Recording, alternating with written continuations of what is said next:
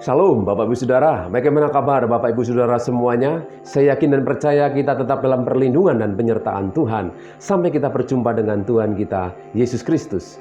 Minggu lalu kita kembali diingatkan bahwa Yesus yang kita yakini dan yang kita percaya sebagai pribadi Tuhan, Dia telah mati dan Dia bangkit dan hidup. Ini yang menjadi dasar iman kita, yang menjadi dasar keyakinan kita bahwa Yesus adalah pribadi Allah yang hidup dan Dia berkuasa dan telah mengalahkan maut. Sehingga sebagai orang-orang percaya yang sudah dipilih dan dipanggil oleh Tuhan, kita memiliki pengharapan. Firman Tuhan berkata di dalam Roma pasal yang ke-8 ayat yang ke-24, sebab kita diselamatkan dalam pengharapan. Ya, tetapi pengharapan yang dilihat bukan pengharapan lagi. Sebab bagaimana orang masih mengharapkan apa yang dilihatnya, tetapi jika kita mengharapkan apa yang tidak kita lihat, kita menantikannya dengan tekun. Mari kita semakin bertekun dalam hidup ini. Selama kita tinggal di bumi yang sementara ini, mari kita terus bertekun Bapak Ibu Saudara, berjuang. Firman Tuhan berkata, latihlah dirimu beribadah, karena ibadah itu mengandung janji baik untuk hari ini maupun hidup yang akan datang. Sehingga sebagai orang-orang percaya dipanggil untuk memiliki satu semangat Bapak Ibu Saudara, ya, memiliki satu gairah. Dan tema kali ini akan saya berjudul jangan sampai surut. Ya, dalam pengenalan kita kepada Tuhan, jangan sampai surut. Ya, tetap bangkit walaupun sulit, tetap bangkit walaupun rumit, tetap bangkit walaupun terhimpit. Ini yang menjadi moto hari ini buat kita semua orang-orang percaya. Karena kita sadar bahwa hidup ini tidak semakin mudah, tapi semakin sulit bagi orang-orang yang mencari dan terus rindu mengenal Tuhan, hidup di dalam kebenaran. Di tengah-tengah zaman yang tidak semakin mudah ini, mari kita semakin mengandalkan Tuhan. Bukan oleh kuat dan gagah kita, tapi oleh kuasa Tuhan. Kuasa roh Allah yang ada dalam hidup kita. Ya, sebagai manusia saya menyadari seringkali kita bisa gagal, kita bisa jatuh. Ya, saya bersyukur ada orang-orang yang masih bisa mengingatkan saya, orang-orang yang masih peduli dengan saya, sehingga ketika saya akan ada hal yang harus diingatkan, saya masih mendapatkan peringatan. Demikian juga kita rindu Bapak Saudaraku, orang-orang yang mengasihi kita lah orang-orang yang menjaga hidup kita. Kita punya sahabat, kita punya teman. Tapi jika sahabat dan teman dia hanya ingin memanfaatkan kita saja, itu bukan teman dan sahabat. Sahabat di dalam Kristus, teman, sahabat di dalam Kristus adalah mereka yang peduli. Tidak hanya di saat senang, tetapi di saat susah. Dan mengangkat, saling menopang, saling mendoakan, saling menguatkan. Itu yang disebut sahabat. Dan Yesus sudah membuktikannya kepada kita semua.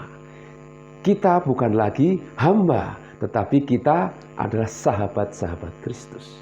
Amin Bapak Saudaraku. Oleh sebab itu hari ini kita harus semakin giat, semakin bertekun untuk hidup semakin berkenan di mata Tuhan. Oleh sebab itu jangan sampai surut. Sekali lagi, walaupun sulit, walaupun hidup ini rumit, walaupun hidup ini kita seringkali terhimpit, bahkan kita merasa sakit Bapak Ibu Saudara. Tapi justru jika hal itu dikehendaki oleh Tuhan, itu akan membawa kehidupan. Amin. Puji nama Tuhan. Mari kita akan kembali melanjutkan renungan kita minggu ini dalam Yohanes pasal 20 ayat 11 sampai dengan yang ke-18.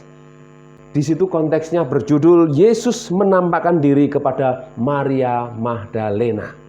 Tetapi Maria berdiri dekat kubur itu dan menangis. Sambil menangis ia menjenguk ke dalam kubur itu. Dan tampaklah olehnya dua orang malaikat berpakaian putih, yang seorang duduk di sebelah kepala dan yang lain di sebelah kaki di tempat mayat Yesus terbaring. Kata malaikat-malaikat itu kepadanya, "Ibu, mengapa engkau menangis?" Jawab Maria kepada mereka, "Tuhanku telah diambil orang dan aku tidak tahu di mana ia diletakkan." Sesudah berkata demikian, ia menoleh ke belakang dan melihat Yesus berdiri di situ. Tetapi ia tidak tahu bahwa itu adalah Yesus. Kata Yesus kepadanya, "Ibu, mengapa engkau menangis?"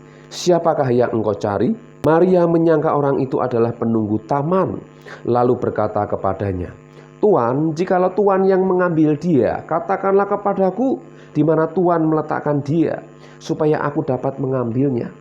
Kata Yesus kepadanya, "Maria." Maria berpaling dan berkata kepadanya dalam bahasa Ibrani, "Rabuni," artinya guru. Kata Yesus kepadanya, "Janganlah engkau memegang aku, sebab aku belum pergi kepada Bapa, tetapi pergilah kepada saudara-saudaraku dan katakanlah kepada mereka bahwa sekarang aku akan pergi kepada Bapakku dan Bapamu, kepada Allahku dan Allahmu." Maria Magdalena pergi dan berkata kepada murid-murid, "Aku telah melihat Tuhan," dan juga bahwa Dia yang mengatakan hal-hal itu kepadanya. Bapak Ibu Saudaraku, kisah ini sungguh mencengangkan ya bagi Maria. Kenapa Bapak Saudaraku? Karena Maria ini adalah tokoh yang tidak asing lagi. Dia adalah wanita yang diampuni oleh Tuhan ketika dia ketahuan berzina. Dan tentunya dia sebagai wanita, dia rela memberikan yang terbaik, yaitu rambutnya. Kemudian minyak narwastu yang mahal dicurahkan dan untuk mengurapi kaki Yesus. Ini adalah peristiwa yang sangat populer, sehingga Yesus pun berkata, apa yang dia lakukan akan diingat. Bapak Ibu Saudaraku, hal yang nampaknya ini tidak pantas ya, hal yang nampaknya tidak layak dilakukan oleh Maria. Namun justru Yesus berkata, apa yang dia lakukannya ini akan diingat bahkan sampai hari ini dan dialami oleh Maria. Namun yang menjadi pertanyaan, Maria ternyata dia juga belum mengenal Yesus lebih dalam. Dia percaya Yesus dia adalah pribadi yang baik. Dia yakin bahwa Yesus adalah pribadi yang penuh kuasa karena dia sanggup menyembuhkan bahkan membangkitkan orang mati. Namun dia, Maria, belum mengenal Yesus lebih dalam. Namun Maria masih sebatas akal. Jadi yang pertama Bapak Saudaraku, di sini kita melihat bahwa Maria masih mengenal Yesus sebatas akal atau dengan pikiran, bahkan dengan perasaannya sendiri. Sebagai wanita tentunya perasaan lebih kuat. Dia tahu Yesus adalah manusia.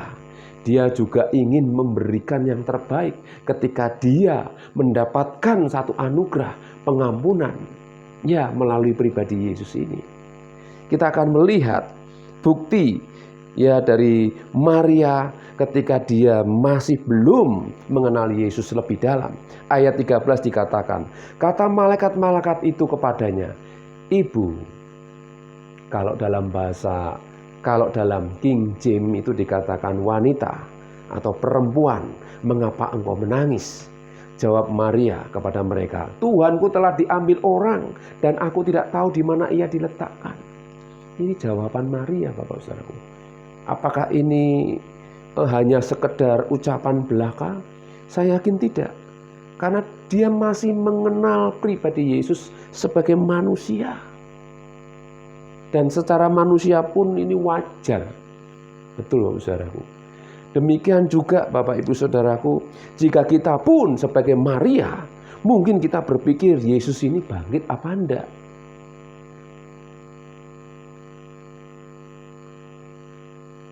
Jadi pengalaman yang dialami oleh Maria ini tentunya juga mewakili kita. Sebagai orang-orang yang percaya, apakah Yesus ini benar-benar bangkit? Sehingga Maria ini hanya masih mengenal Yesus sebatas akal dan pikiran bahkan perasaannya. Karena dia sekali lagi dia berpikir Yesus ini diambil orang. Kemudian yang kedua Bapak Ibu Saudaraku, Maria masih belum paham dan mengerti betul bahwa sebenarnya dia sedang melihat Yesus. Mari kita akan lihat ayat 14. Sesudah berkata demikian ia menoleh ke belakang dan melihat Yesus berdiri di situ. Jika kita bayangkan Maria sudah kenal, bahkan dia mengambil bagian yang terbaik, duduk di bawah kaki Yesus, ya paling dekat dengan Yesus. Namun ketika Yesus bangkit, dia masih saja belum memahami, dia masih belum mengerti betul Bapak Ibu Saudara ya. Sehingga dia dikatakan dan melihat Yesus berdiri di situ, tetapi ia tidak tahu bahwa itu adalah Yesus. Biasanya kalau kita memiliki hubungan yang erat, kita memiliki hubungan yang sangat dekat, mungkin nafas saja kita bisa tahu. Dengan kedepan mata gitu ya, kedipan mata saja kita bisa paham. Suami istri dengan kode tertentu bisa paham. Tetapi jika kita melihat kisah Maria ini, dia melihat Yesus dikatakan ya, ketika dia menoleh ke belakang dan melihat Yesus berdiri situ, tetapi ia tidak tahu bahwa itu adalah Yesus. Bahkan ketika Yesus berkata, "Ibu, mengapa engkau menangis?"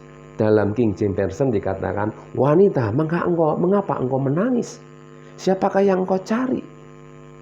Maria menyangka itu adalah penunggu taman. Nah, Bapak Saudaraku. Jadi Maria ini belum betul-betul kenal betul lebih dalam Bapak Ibu Saudara. Lalu berkata kepadanya, "Tuhan, jika Tuhan yang mengambil dia, katakanlah kepadaku di mana Tuhan meletakkan dia, supaya aku dapat mengambilnya." Sudah melihat Yesus, sudah mendengar suara Yesus, namun Maria belum tahu bahwa dia adalah pribadi Yesus. Bapak Ibu Saudaraku, dari kisah ini kita mau belajar bahwa mengenal Tuhan tidak hanya sekedar kita tahu Yesus disalibkan, bangkit dan dia naik ke surga. Namun ketika kita masih hidup di dunia ini, kita masih tinggal di dunia ini, kita perlu terus semakin mendekat mengenal pribadi Tuhan itu. Melalui firman Tuhan, melalui roh Allah yang ada dalam hidup kita, kita akan dibawa untuk semakin mengerti. Dalam segala situasi dan keadaan, di mana kita mengalami tekanan, di mana kita mengalami himpitan dan kesulitan, justru kita diajar untuk kita semakin mengenal suara Tuhan.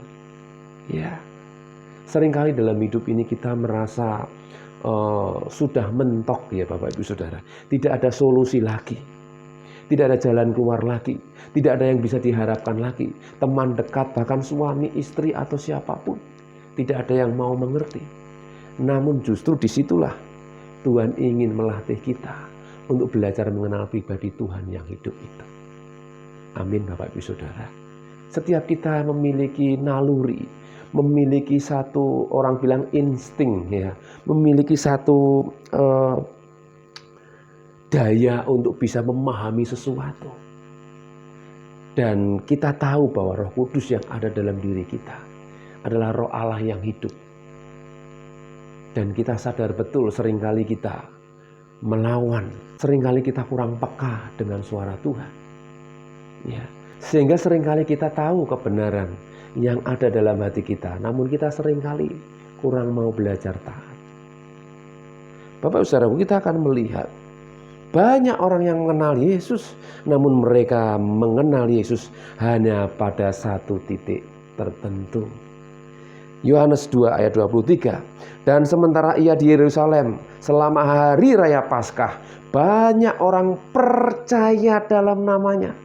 Perlu digarisbawahi, banyak orang percaya dalam namanya karena mereka telah melihat tanda-tanda yang diadakannya. Jadi banyak orang yang percaya kepada Yesus karena dia melihat tanda-tanda, tapi tidak mengenal pribadi Yesus secara utuh. Sehingga di dalam Yohanes juga dikisahkan, mereka mengikut aku, ya mereka percaya kepadaku karena mereka telah kenyang. Mereka melihat mujizat, namun yang Tuhan harapkan lebih daripada itu. Ya, kenyataannya ketika Yesus menyatakan diri, aku adalah roti, aku adalah firman yang hidup. Barang siapa yang tidak makan dagingku. Nah, mulai ini Bapak Saudara, banyak mereka yang meninggalkan. Bahkan murid-murid Yesus juga meninggalkannya. Dan darahku adalah minuman yang sesungguhnya. Ini perkataan yang keras.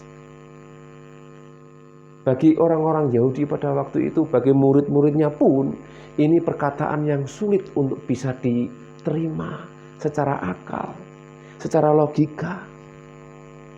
Apalagi menyatakan pribadi Yesus sebagai pribadi Tuhan.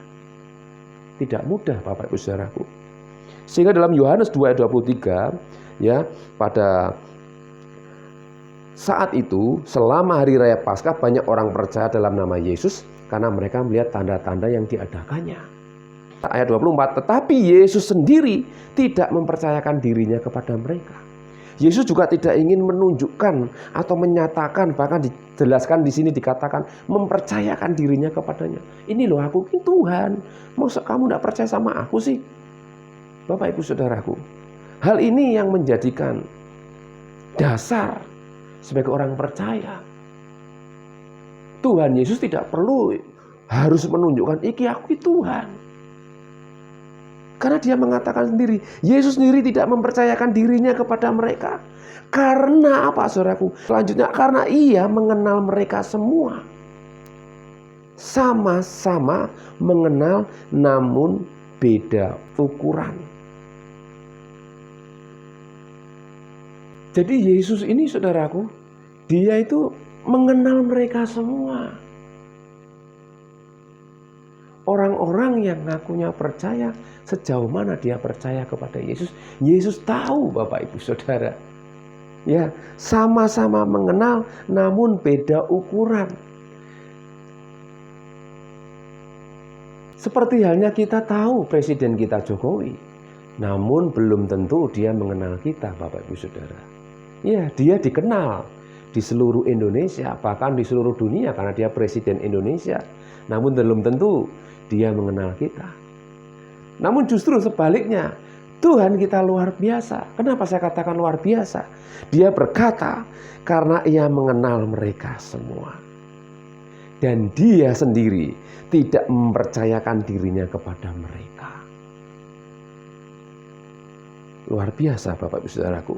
Ketika saya renungkan ayat ini sungguh meyakinkan bahwa dia sebagai manusia, memang dia tidak ingin menunjukkan secara langsung dan berkata secara langsung bahwa dia adalah pribadi Tuhan yang hidup.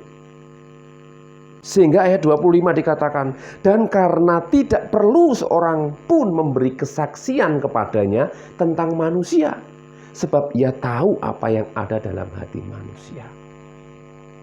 Ya, ini yang menjadi dasar Bapak Ibu Saudara. Karena dia tahu ya apa yang ada dalam hati setiap manusia. Jadi dalam hal ini Bapak Ibu Saudaraku, sebagai orang-orang percaya, kita harus semakin sadar. Ketika kita mengenal pribadi Yesus, kita tidak hanya sekedar tahu Yesus adalah juru selamat, pribadi yang sanggup menolong kita, namun kita dilatih oleh Tuhan untuk semakin memahami isi hatinya. Sehingga dalam 1 Yohanes 5 ayat yang ke-20 dikatakan, akan tetapi kita tahu bahwa anak Allah telah datang dan telah mengaruniakan pengertian kepada kita, supaya kita mengenal yang benar, dan kita ada di dalam yang benar, di dalam anaknya Yesus Kristus. Dia adalah Allah yang benar dan hidup yang kekal. Bapak Ibu Saudaraku, sebagai pengikut Kristus, kita sadar betul bahwa kita dipanggil oleh Tuhan. Tidak hanya sekedar hari ini saja, namun seumur hidup kita dibawa untuk semakin mengenal Tuhan. Amin. Sehingga 2 Petrus 1 ayat 3, karena kuasa ilahinya telah menganugerahkan kepada kita segala sesuatu yang berguna untuk hidup yang saleh oleh pengenalan kita akan Dia, yang telah memanggil kita oleh kuasanya yang mulia dan ajaib. Ayat yang keempat, dengan jalan itu ia telah menganugerahkan kepada kita janji-janji yang berharga, yang sangat besar, supaya olehnya kamu boleh mengambil bagian dalam kodrat ilahi dan luput dari hawa nafsu duniawi yang membinasakan dunia. Ini yang menjadi dasar kita untuk kita semakin sungguh-sungguh dalam pengenalan kita akan Tuhan. Ya, kenapa? Karena dikatakan dengan jalan itu ia telah menganugerahkan kepada kita janji-janji yang berharga, yang sangat besar, supaya olehnya kamu beroleh mengambil bagian dalam kodrat ilahi. Kodrat ilahi, Jadi mengenal Yesus, kita dibawa untuk menerima kodrat ilahi. Kemudian kita dibawa untuk luput dari hawa nafsu dunia yang membinasakan. Bapak Ibu Saudaraku, sebagai pengikut Kristus, mari kita akan semakin sungguh-sungguh lagi dalam pengenalan kita akan Tuhan. Ketika kita mengalami hal yang sukar, hal-hal yang sulit, yang rumit dalam hidup ini, kita justru tetap berbahagia. Karena di saat-saat itulah kita pasti akan berseru kepada Tuhan dan kita dibawa untuk semakin mengenal pribadi Tuhan. Amin. Tuhan Yesus memberkati. Mari kita akan berdoa. Bapa di surga, terima kasih hari ini kami bersyukur kami boleh belajar kembali kebenaran firman-Mu, firman Kristus yang terus melatih kami di tengah-tengah zaman yang sukar, di tengah-tengah zaman yang rumit, di tengah-tengah masa yang sulit. Justru kami percaya Engkau hadir untuk mengajar kami. Karena kami tahu duka cita yang berasal dari Tuhan membawa kami kepada kehidupan. Terima kasih Bapa, biarlah kami semakin sungguh-sungguh dan tidak surut untuk tetap mengasihi dan mengenal pribadi-Mu. Berkati kami semua, berikan kami hikmat, berikan kami kesehatan, kekuatan, perlindungan, sehingga kami boleh menjalani hari-hari dengan penuh sukacita. Terima kasih Bapa, kami serahkan hidup kami sepenuhnya sepanjang hari ini. Dalam nama Tuhan Yesus Kristus, kiranya damai sejahtera Tuhan turun atas kami. Mulai hari ini sampai Maranatha, Tuhan Yesus datang kedua kali. Kita yang mengasihi Tuhan katakan bersama, amin. Tuhan Yesus memberkati. Hidupku menggenapi firman-Mu, tanda